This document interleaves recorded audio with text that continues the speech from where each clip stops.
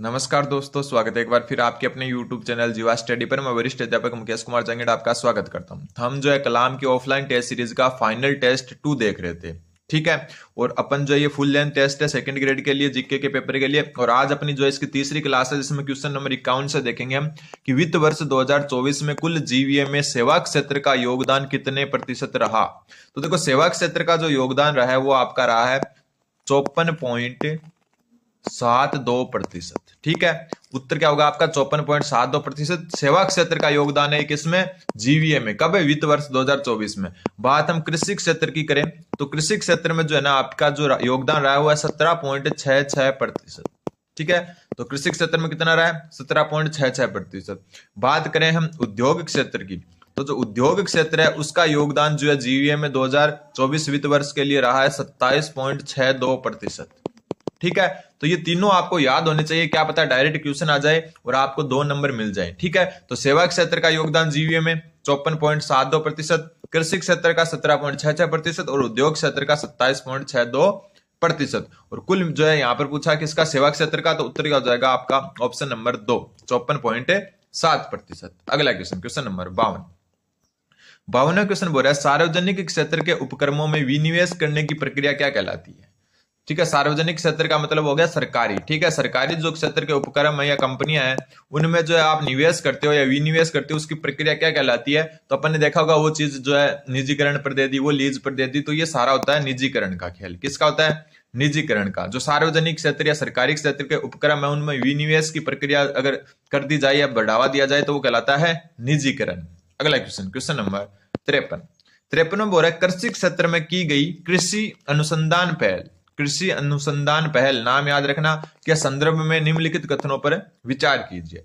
फिर कृषि अनुसंधान जहां शिक्षा सहित है में निवेश किए गए प्रत्येक रुपए में 13.85 रुपए का लाभ मिलता है, ठीक है। अगर आप कृषि अनुसंधान में जो है निवेश करते हो तो प्रत्येक रुपए पर 13.85 रुपए का आपको लाभ मिलता है, वो भी शिक्षा सहित।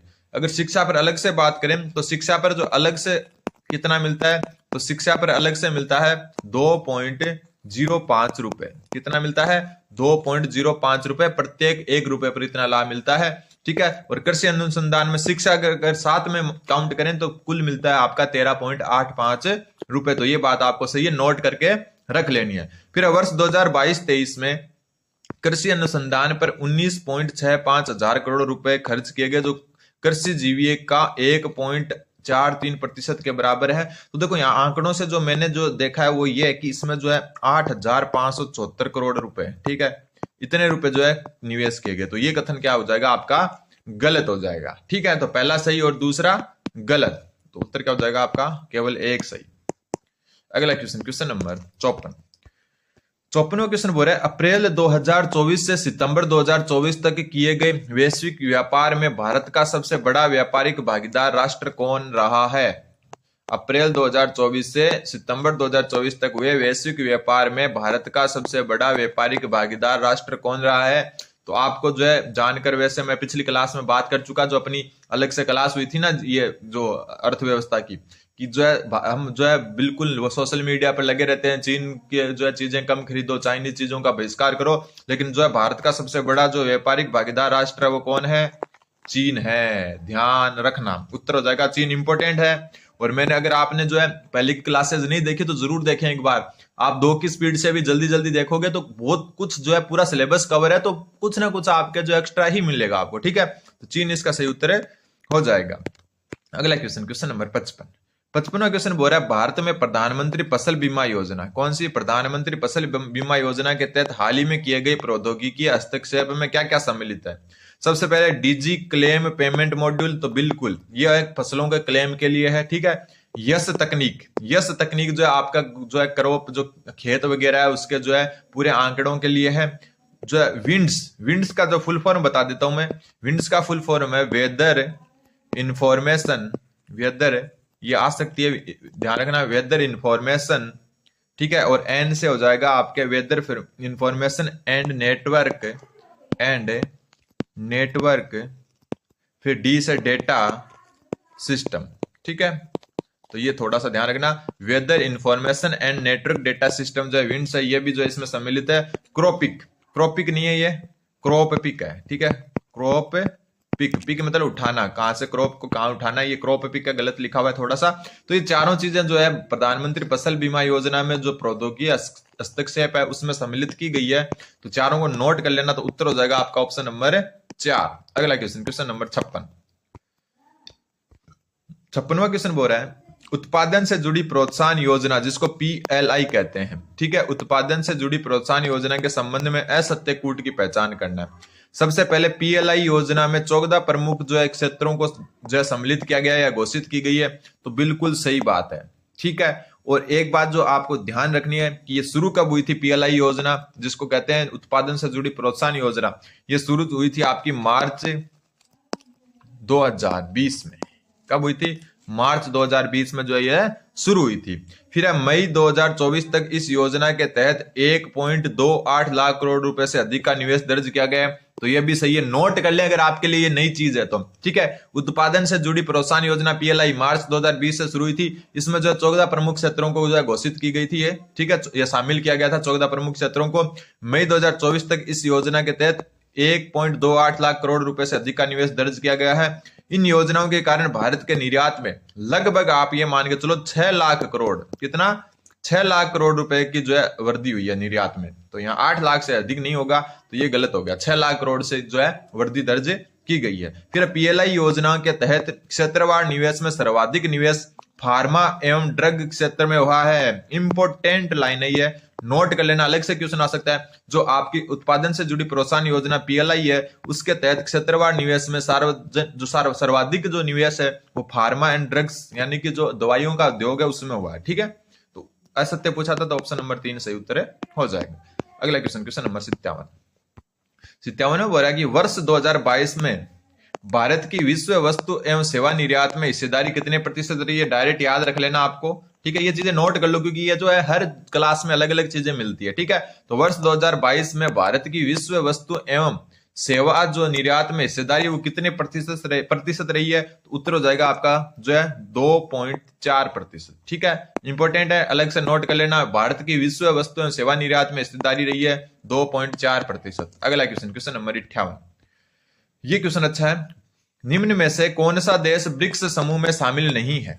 ठीक है, देखो ब्रिक्स समूह के बारे में थोड़ा सा बता देता हूं। इसको अगर इंग्लिश में लिखें तो ये होता है BRICS, ठीक है, ब्रिक्स।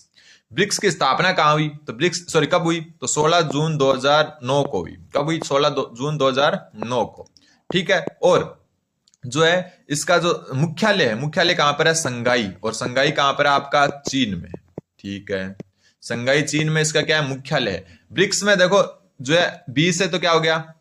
बी से हो गया ब्राजील, क्या हो गया? ब्राजील। आर से क्या हो गया? बी से ब्राजील, आर से हो गया रूस, ठीक है, आई से हो गया इंडिया, ठीक है, सी से हो गया चीन, और एस से हो गया साउथ अफ्रीका, ठीक है, क्या हो गया? दक्षिण अफ्रीका लिख दो या साउथ अफ्रीका लिख दो। ये होता है ब्रिक्स। और पहले शुरुआत में जो है 4 ही सदस्य थे, ठीक है, इसको ब्रिक कहते थे, लेकिन साउथ अफ्रीका जो है 2010 में जुड़ा। कब जुड़ा? 2010 में, ठीक है। तो 16 जून 2009 को जो है इसकी स्थापना हुई। उस समय इसका नाम था ब्रिक। क्या नाम था? ब्रिक, क्योंकि इसमें साउथ अफ्रीका नहीं था, ठीक है। बी से ब्राजील, आर से रूस, आई से इंडिया, सी से चाइना और एस से साउथ अफ्रीका। अब जो है 2010 में साउथ अफ्रीका इसका 5वां सदस्य बना। और हाल ही में नवंबर 2024 में, कब है? एक मिनट, नवंबर 2024 में जो है ना, इसमें जो है 5 और सदस्य जुड़ गए। कितने सदस्य? 5 सदस्य जुड़ गए। 5 के नाम ध्यान रख लेना, हॉट जो है आपका मुद्दा है तो हो सकता है क्वेश्चन आ जाए। तो एक तो इजिप्ट, कौन सा? इजिप्ट। और इजिप्ट को पता है क्या कहते हैं? मिस्र देश है, ठीक है। एक तो क्या हो गया? मिस्र या इजिप्ट, ठीक है। दूसरा हो गया इथियोपिया, क्या हो गया? इथियोपिया, ये अफ्रीकी देश है दोनों, ठीक है। फिर ईरान, इराक नहीं है, ध्यान रखना, ईरान है। चौथा, तीसरा कौन है? ईरान। चौथा है सऊदी अरब, सऊदी अरब। और 5वां कौन है आपका? UAE, यूनाइटेड अरब अमीरात, संयुक्त अरब अमीरात, UAE है ना, वो है, ठीक है। तो ये आपको ध्यान रखना है। पहले कौन थे? कितने थे? 5 देश थे, ठीक है, ब्रिक्स। और स्थापना 16 जून 2009 को संघाई चीन में हुई। अब नवंबर 2024 से इसमें 5 सदस्य और जुड़ गए। कौन कौन? इजिप्ट, जिसको मिस्र भी कहते हैं, इथियोपिया, ईरान, देखो ई याद रखना, फिर सऊदी अरब और UAE। तो यहाँ पूछा कि ब्रिक्स समूह में शामिल कौन नहीं है, इराक नहीं है, ठीक है, क्योंकि ईरान है, इराक नहीं है, इजिप्ट है, भारत है, यूएई है, लेकिन इराक है नहीं है। अभी ये लेटेस्ट खबर है तो थोड़ा सा ध्यान इसको रखना है। अगला क्वेश्चन, क्वेश्चन नंबर 59वां क्वेश्चन आपका जो है शांति मिशन से संबंधित है कि दक्षिण कांगो संयुक्त राष्ट्र शांति मिशन के कटंगा में कार्रवाई के लिए मरणोपरांत परमवीर चक्र से किसे सम्मानित किया गया। मतलब भारतीय जो है सैनिक हैं जिनको दक्षिण कांगो का जो संयुक्त राष्ट्र शांति मिशन है उसके कटंगा में कार्रवाई के लिए मरणोपरांत जो है परमवीर चक्र से सम्मानित किया गया। नाम याद रखना, जीएस सलारिया, इंपोर्टेंट बनता है, जीएस सलारिया। अगला क्वेश्चन, मैंने देखो लगभग 70 के आसपास क्लासेस ले ली सेकंड ग्रेड पेपर 1 की, और जब पेपर आएगा उस दिन अगले दिन मैं आपको दिखा भी दूंगा कि कैसे जो है पेपर जो है कितना जो है कवर हुआ है अपने से, ठीक है। अगला क्वेश्चन, क्वेश्चन नंबर 60वां क्वेश्चन बड़ा, क्योंकि अपने एक भी क्वेश्चन अगर कवर होता है ना कहीं से, तो मान लो कि अपन 2 नंबर ला रहे हैं और बहुत लोगों से आगे जा रहे हैं, तो ये थोड़ा सा आप दिमाग में रखें। एक क्वेश्चन है, ठीक है, 100 में से 100 कहीं नहीं मिलेंगे क्वेश्चन, अगर 100 में से 5 भी कहीं से मिल रहे हैं तो आपका फायदा, क्योंकि 10 नंबर मिल रहे हैं आपको, 10 भी मिल रहे हैं तो 20 नंबर मिल रहे हैं, 15 क्वेश्चन कहीं से मिल रहे हैं तो 30 नंबर आपके बन रहे हैं। तो एक के क्वेश्चन की कीमत है, ध्यान रखना। खास करके मैथ साइंस वालों को बता दूं कि आपके मैथ साइंस में तो सिर्फ पासिंग मार्क वैसे जो है संस्कृत डिपार्टमेंट में नहीं है, लेकिन जो है अगर आप जो है 120-30 के आसपास मुश्किल से पहुंच पाओगे मैथ में, अगर एवरेज स्टूडेंट की बात करें, कुछ स्टूडेंट 160-70 भी पहुंच जाएंगे, लेकिन जो मैथ में अच्छा करेगा वो जीके में अच्छा नहीं करेगा। तो अगर आपने जो जीके में अच्छा कर लिया ना, जीके में अगर आप 140 तक चले गए ना 200 में 100, तो आपका सिलेक्शन कोई नहीं रोक सकता मैथ साइंस वालों का, ठीक है। फिर राजनीतिक दल और उनसे संबंधित राज्यों के संबंध में असत्य कथन बताओ, ठीक है। शिवसेना महाराष्ट्र में बिल्कुल, और इसका जो तीर कमान जो है चुनाव चिन्ह है। झारखंड मुक्ति मोर्चा झारखंड में, और इसका भी जो है तीर कमान जो है चुनाव चिन्ह है। नेशनल कॉन्फ्रेंस असम में नहीं है, नेशनल कॉन्फ्रेंस कहां पर है आपकी, ये है J&K में, जम्मू एंड कश्मीर। जो फारूक अब्दुल्ला जो उमर अब्दुल्ला उनको जानते होंगे आप, फारूक अब्दुल्ला, उमर अब्दुल्ला, उन्हीं के जो है उन्हीं की जो ये पार्टी है, और वर्तमान में जो है जम्मू कश्मीर में अभी चुनाव हुए थे तो यही पार्टी जीती थी, ठीक है। तो जम्मू कश्मीर में है नेशनल कॉन्फ्रेंस। फिर इंडियन नेशनल लोक दल, ये है आपकी हरियाणा में, ठीक है, और इसका जो चश्मा चुनाव चिन्ह है, क्या है, चश्मा, ठीक है। तो उत्तर क्या हो जाएगा, असत्य, तो ऑप्शन नंबर 3, क्योंकि नेशनल कॉन्फ्रेंस जिसको एनसी कहते हैं, ये आपकी जम्मू कश्मीर की पार्टी, और वर्तमान में जो है यही जो जम्मू कश्मीर है उनमें इन्हीं की सरकार है। अगला क्वेश्चन, क्वेश्चन नंबर 61वां क्वेश्चन बोल रहा है, निम्नलिखित में से गांधीवादी समुदाय के दबाव समूह में कौन कौन से शामिल है। गांधीवादी का मतलब अहिंसा पर आधारित, अहिंसा पर आधारित कौन कौन से दबाव समूह, नाम ध्यान रखना। एक तो सर्व सेवा संघ, ठीक है, एक भूदान आंदोलन जो है असम राज्य से संबंधित है, कहां से, असम से, विनोबा भावे जो द्वारा चलाया गया था, विनोबा भावे द्वारा, ठीक है, ये भी गांधीवादी आंदोलन है। फिर आपका जो है खादी ग्रामोद्योग संगठन, नाम से ही पता चल रहा है, और ये भी जो है आपका क्या है, गांधीवादी, क्योंकि खादी के तो गांधी जी जो है समर्थक थे, तो खादी ग्रामोद्योग संगठन, भूदान आंदोलन और सेवा संघ, ये जो है गांधीवादी है, अहिंसा पर आधारित है, ठीक है।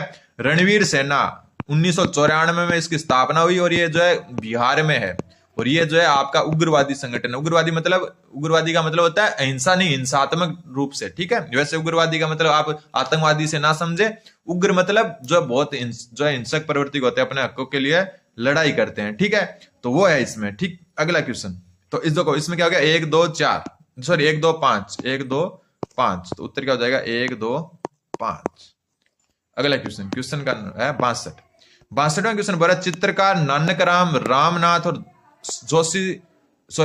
और जोशी सवाई राम किस चित्रकला से संबंधित है। नाम ध्यान रखना, नानक रामनाथ और जोशी सवाई राम, और ये हैं आपकी किशनगढ़ चित्रकला से संबंधित। उत्तर हो जाएगा आपका ऑप्शन नंबर 2। क्वेश्चन नंबर 63वां बोला, निम्नलिखित में से कौन सा युग्म सुमेलित नहीं है। यहाँ पर त्योहार और दिन दिए हुए हैं। छोटी तीज आपके श्रावण शुक्ल तृतीया को आती है, और छोटी तीज की सवारी जयपुर की प्रसिद्ध है, ठीक है। दशहरा कार्तिक शुक्ल दशमी को नहीं आता, गलत हो गया, तो उत्तर यही हो गया, ये आता आपका आश्विन शुक्ल दशमी को आता है, ठीक है, तो यही गलत हो गया। महाशिवरात्रि, देखो महाशिवरात्रि ध्यान रखना कृष्ण पक्ष में आती है, सबसे ज्यादा कंफ्यूजन ही महाशिवरात्रि में होता है, क्योंकि महाशिवरात्रि जो है फागुन में आती है, फाल्गुन में आती है, लेकिन अपने को शुक्ल याद रह जाता है, लेकिन जो है कृष्ण त्रयोदशी को आती है, वो भी 13 को, ठीक है, 13 को आती है ये, तो ये ध्यान रखना। सुगंध दशमी आती है भाद्र शुक्ल दशमी को। अब जो है उत्तर हो जाएगा आपका ऑप्शन नंबर 2। अगला क्वेश्चन, क्वेश्चन है बग्गल बंडी क्या है? देखो बग्गल बंडी एक तो देखो पुरुषों का कपड़ा है, क्या है? पुरुषों का वस्त्र है, पुरुषों का वस्त्र जो शरीर के ऊपरी भाग में पहना जाता है। तो उत्तर हो जाएगा पुरुषों का वस्त्र जो ऊपरी भाग में पहना जाता है। देखो इस हिसाब से होता है, मैं आपको थोड़ा सा चित्र बना के बता देता हूं। जैसे ये शर्ट टाइप ही होता है, ऐसे शर्ट होता है ना, वैसे ही होता है ये ऐसे, लेकिन इसमें बटन इस हिसाब से बनता ही है ऐसे, ठीक है, इस हिसाब से बटन लगे होते हैं तिरछे, होता है आपका बग्गल बंडी। नाम पहली बार भी सुना होगा बहुत सारे स्टूडेंट्स ने। तो बग्गल बंडी पुरुषों का ऊपरी जो वस्त्र होता है और इस हिसाब से होता है शर्ट में, ठीक है, शर्ट में जो है बटन इस हिसाब से होते हैं। अगला क्वेश्चन, क्वेश्चन नंबर 65। 65वां क्वेश्चन जो है डायरेक्ट याद रख लेना आप, लेखक को जो है लेखन यानी कि रचना से सुमेलित करना है, और ये जो है कुछ नए नाम से ध्यान रख लेना, नोट कर लेना अगर आपके लिए नए हैं तो। सबसे पहले क्या, कान्हा व्यास, ठीक है, क्वेश्चन नंबर 65 ये कान्हा व्यास। कान्हा व्यास जो है इनकी रचना है आपकी एकलिंग महामाते। ये तो थोड़ा इजी था क्योंकि कान्हा व्यास जो है एकलिंग महामाते के रचनाकार हैं। अब जो है तीन नाम जो है ना वो थोड़े से मतलब अलग है। नाथा, नाथा जो है इन्होंने कौन सी लिखी थी? तो नाथा ने लिखी थी वास्तु मजरी, वास्तु मजरी नाथा की है, लिख लेना, नोट कर लेना। गोविंद, गोविंद की जो रचना हुआ द्वार दीपिका, कौन सी? द्वार दीपिका। और अत्रि और महस की है, महस अत्रि ने लिखी थी कीर्ति स्तंभ प्रशस्ति। ये भी थोड़ा इजी है, दोनों नाम ए और डी तो सुने लेकिन बी और सी थोड़े से नए नाम है। तो कान्हा व्यास एकलिंग महामाते, नाथा वास्तु मंजरी, गोविंद द्वार दीपिका और महेश व अत्रि कीर्ति स्तंभ प्रशस्ति, ठीक है। अगला क्वेश्चन, क्वेश्चन नंबर 66। 66वां क्वेश्चन बोला निम्नलिखित में से कौन सा भक्ति मार्ग के निर्गुण पथ के अनुयायी थे? तो निर्गुण मतलब निर्गुण कौन से होते हैं? जो मूर्ति पूजा में विश्वास नहीं करते। तो इसमें लालदास जी हैं, सुंदरदास जी जो नागापथ की स्थापना की थी, विष्णोई समाज के प्रवर्तक जम्बो जी, ये तीनों इसमें आएंगे, 1, 2 और 3। कौन नहीं है? अग्रदास जी। और ये है रसिक संप्रदाय के संस्थापक। किस संप्रदाय के? रसिक संप्रदाय के संस्थापक। कौन? अग्रदास जी, ठीक है। और ये मूर्ति पूजा पर जो है विशेष ध्यान देते हैं, राधा कृष्ण की जो है पूजा भी की जाती है, ठीक है। तो अग्रदास जी जो है आपके क्या हो गए? रसिक संप्रदाय के जो है प्रवर्तक है, और ये सगुण भक्ति के जो है मतलब संत हैं, ठीक है। तो 1, 2 और 3 इसका सही उत्तर हो जाएगा, 1, 2 और 3। आज क्या थोड़ा सा जल्दी कर लेते हैं, आज से क्या द्वार्षिक परीक्षाएं शुरू हो रही है तो स्कूल जल्दी जाना है थोड़ा। फिर जयपुर के किस शासक द्वारा राजपूत जाति में विवाह एवं श्राद्ध प्रथा पर व्यय को कम किया गया? तो देखो ऐसी चीजें ना जयपुर में सिर्फ एक ही आदमी कर सकता है और वो है सवाई जय सिंह, ठीक है। ये हर चीज में इन्हीं को जो है आगे रखें आप, ठीक है। राम सिंह ने भी कुछ बुराइयों का अंत किया था, लेकिन जयपुर का जो ज्यादातर जो कुरीतियां थी उन पर जो है बंद करना या उनको कम करने का श्रेय जाता है सवाई जय सिंह को। और एक जो है जयपुर का प्रशासक था जॉन लुडलो। कौन है? John Ludlow. और इसी के देख रेख में जो है ना क्या हुआ था? सती प्रथा, दहेज प्रथा, ठीक है, इन सब पर रोक लगी थी जयपुर रियासत में, ठीक है। नाम ध्यान रखना, जॉन लुडलो, ठीक है। अगला क्वेश्चन, क्वेश्चन नंबर 68। 68वां क्वेश्चन बोल रहा है, देखो कई बार क्वेश्चन क्या होता है भाषा से ही पकड़ में आ जाता है कि नेहड़ी, कठोर व राठी किस बोली के रूप में? अब नेहड़ी और कठोर में तो हो सकता है कि यार कंफ्यूजन हो जाए, लेकिन राठी और राठ क्षेत्र कौन सा होता है आपका? राठ क्षेत्र है अलवर के आसपास का। कौन सा? अलवर और भरतपुर का कुछ एरिया, ठीक है। तो राठ नाम आते ही राठी, और राठी मतलब अलवर, अलवर मतलब मेवात, तो उत्तर क्या हो जाएगा आपका? मेवाती, ठीक है। ऐसे जो आप पकड़ भी सकते हो कुछ क्वेश्चंस को, 2-4 को तो पकड़ ही सकते हो 100 में से, ठीक है। देखो नेहड़ी और कठोर का पता नहीं, लेकिन राठी का पता है, तो राठी का पता तो राठ, राठ क्षेत्र अलवर, अलवर मतलब मेवाती। अगला क्वेश्चन, क्वेश्चन नंबर 69 क्वेश्चन बोल रहा है पाबूजी की कथा के साथ कौन सा लोक वाद्य यंत्र जुड़ा हुआ है?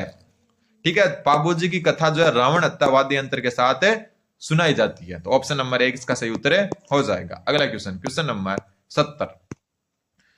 70 में देखो इस तरफ राजस्थान का क्षेत्र है और इस तरफ लोकगीत है। अगर आपके लिए नए तो नोट जरूर कर ले। सबसे पहले मारवाड़ में, तो मारवाड़ में जो है इन सब गीतों में से जो गीत गाया जाता है वो है आपका धुनसो, ठीक है। कौन सा? धुनसो राठौड़। वही एक रील चल रही है ना, मारवाड़ रो धुनसो, यहाँ से कुछ एक चलता है, एक रील बनती है, मतलब एक लड़की आती है और वही बार बार जो है अलग अलग फोटो लगवाती है और रील बनाती है, फिर कमेंट करते हैं बहुत सारे कि मेरा भी बनाओ, मेरा भी बनाओ। तो वो धुनसो मारवाड़ का अगर इंस्टाग्राम भी देखते हो ना तो ये आपका सही हो जाएगा, ठीक है।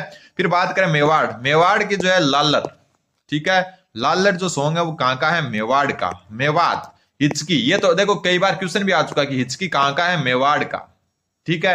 हिचकी कहाँ का है? मेवाड़ का। हाड़ौती का है बिंचूड़ा, ठीक है। क्या है? बिंचूड़ो। तो मारवाड़ का धुनसो, मेवाड़ का लालर, मेवात का हिचकी और हाड़ौती का बिंचूड़ो। अगला क्वेश्चन, क्वेश्चन नंबर 71।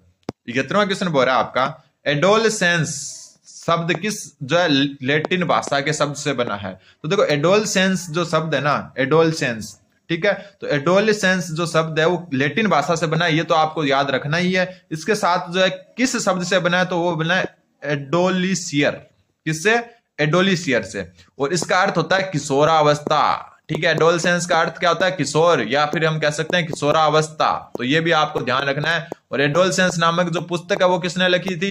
तो स्टैनली हॉल ने। किसने? स्टैनली हॉल ने। ये भी आपको ध्यान रखना है, ठीक है। एडोलसेंस नामक पुस्तक किसने लिखी थी? स्टैनली हॉल ने। और ये लैटिन भाषा के शब्द एडोलसियर से बना, जिसका अर्थ होता है किशोर या किशोरावस्था। अगला क्वेश्चन, क्वेश्चन नंबर 72। 72वां क्वेश्चन बोल रहा है, एरिक्सन। देखो ये क्वेश्चन भी आप शब्दों से पकड़ सकते हो अगर आपको जो है एरिक्सन का मनोसामाजिक सिद्धांत याद है। कौन सा सिद्धांत? मनोसामाजिक सिद्धांत अगर याद है आपको, तो आप इसको भी जो है सिर्फ और सिर्फ शब्दों से पकड़ सकते हो उत्तर को, कि एरिक्सन के अनुसार निम्नलिखित में से कौन सा संकट का सामना किशोरों को करना पड़ता है? किशोरों को करना पड़ता है मतलब टीनेजर्स को। अब ध्यान रखना, 8 अवस्थाएं लाइन से याद होनी चाहिए और एज भी याद होनी चाहिए। तो देखो, अस्तित्व बनाम भूमिका द्वंद्व। अस्तित्व बनाम भूमिका द्वंद्व जो होती है ना, वो 12 से 18 वर्ष के बीच में होती है, ठीक है। परिश्रम बनाम हीनता, 8 अवस्थाएं हैं टोटल। ध्यान रखना कितनी अवस्थाएं हैं? 8 अवस्थाएं हैं। तो इन 8 अवस्थाओं को क्रम से याद रखना है। विश्वास बनाम है, विश्वास से शुरू होती है ये सब।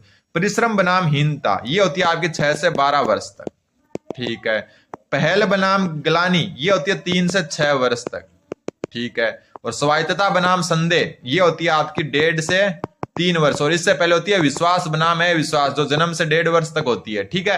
तो ये देखो, अब बात देखो शब्दों से कैसे पकड़ोगे। अगर आपको ये याद है तो किशोर किशोर होते हैं मतलब 12+ एज के, तो उत्तर क्या हो जाएगा आपका? 12+ एज। तो ऑप्शन नंबर 1। ये सारी तो बाल्यावस्था और श्रेष्ठावस्था की जो है सारी अवस्थाएं हैं, लेकिन ये कहां की? किशोरावस्था की। तो उत्तर क्या हो जाएगा आपका? ऑप्शन नंबर जो है 1।